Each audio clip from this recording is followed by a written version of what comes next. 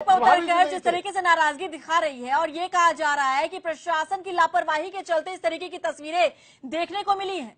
देखिए, आपने भी एक बात बहुत अच्छी कही कि आम जनता, अब आम जनता को भी ये सोचना चाहिए कि भर भर के जिनको वोट दिए उनके ये हाल है। आप जनता को भी ये सोचना चाहिए कि अगर 15 लाख में एक पार्षद चुनोगे तो फिर ऐसी आएंगे, पानी के मौसम में, बरसात में ऐसी झेलेंगे। ये देखिए, देहरादून की जो सुंदरता थी वो नाले खाले घेर के बेच खाए भाजपा कांग्रेस के नेता, उसका परिणाम है कि आज ये हालत हो रखी है।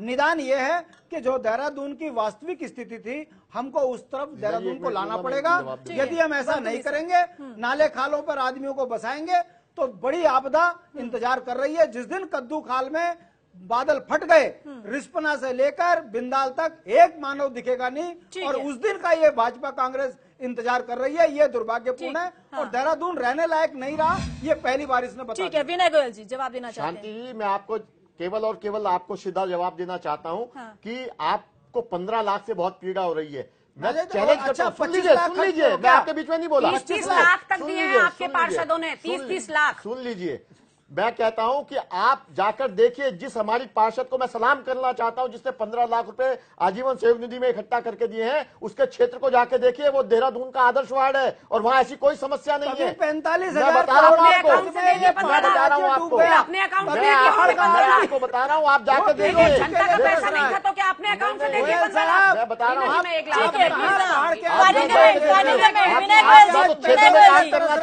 गोयल जी, बात की कमी है, कमेंट दीजिए सर, जल्दी से। किसी नेता की मूर्ति पे जाके ठीक है, हम बात विनय गोयल जी, वक्त की कमी है सर, इसलिए मुद्दे पर मैं चाहूंगी कि जरा आप ये बता दें कि आप किस तरीके से काम होगा। नेहरू जी विनय गोयल जी प्लीज, आप मुद्दे पर तो जवाब दीजिए।